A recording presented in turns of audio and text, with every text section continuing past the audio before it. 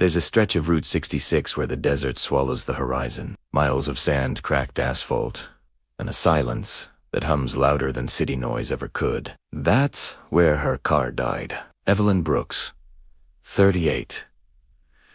Los Angeles executive, polished down to the last eyelash, sat behind the wheel of her dead truck, watching heat waves rise like ghosts. Her phone had no signal. Her temper had no patience. She'd been on her way to a meeting in Santa Fe. Something about investments and projections, numbers that meant everything and nothing. Now she sat in the middle of nowhere with the smell of engine smoke and frustration. In the distance, a crooked sign read, "Café at the edge, -2 miles." She hesitated.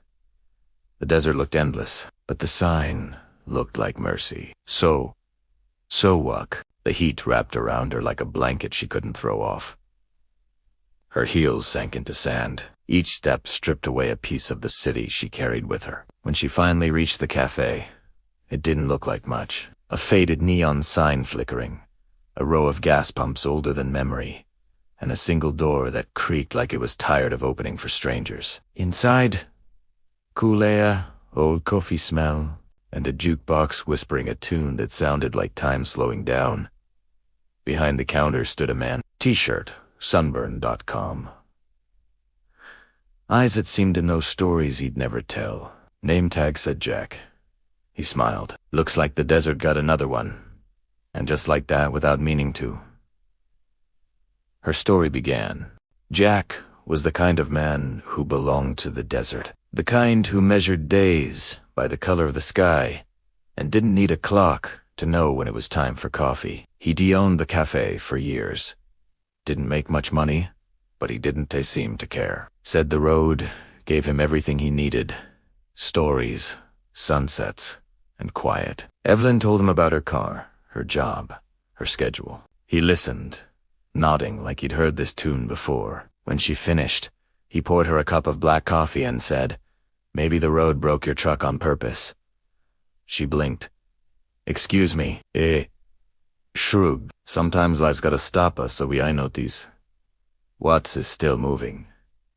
She laughed a sharp, city kind of laugh, and told him she didn't believe in fate. He just smiled and wiped the counter, like he knew something she didn't. Her truck would take a few days to fix. That's what the mechanic across the road said, so she was stuck.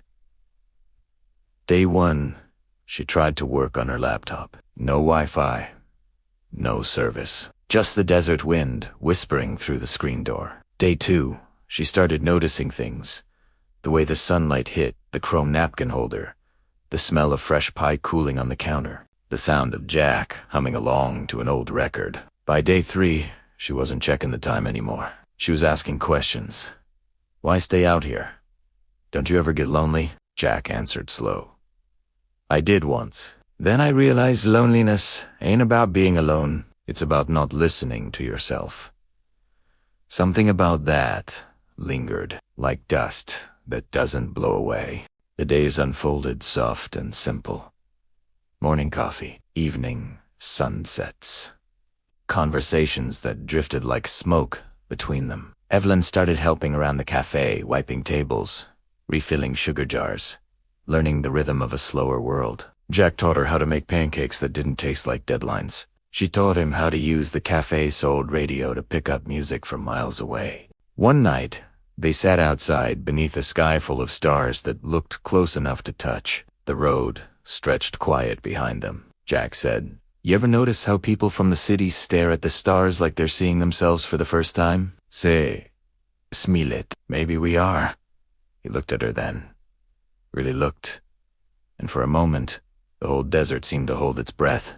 Something unspoken passed between them. Not romance. Not yet. Just recognition. Two travelers lost for different reasons, finding a place that asked nothing except to stay a while. Later, when she went back inside, she found an old notebook under the counter. Inside were names, hundreds of them. Travelers who'd broken down, stopped by, and left a line or two. Notes like, "Found peace here," or "got lost and liked it." She turned to the last page. Jack had written, "Years ago, waiting isn't wasting if your heart's still open." She closed the notebook and looked out the window. Maybe her truck breaking down wasn't the worst thing that ever happened. Maybe it was the best. By the time her truck was fixed, 3 days had turned into 7. She stood by the door with her suitcase.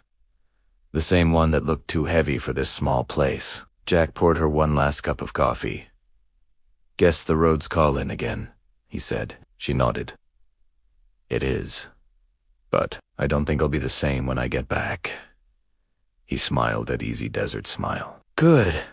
Means the road did its job."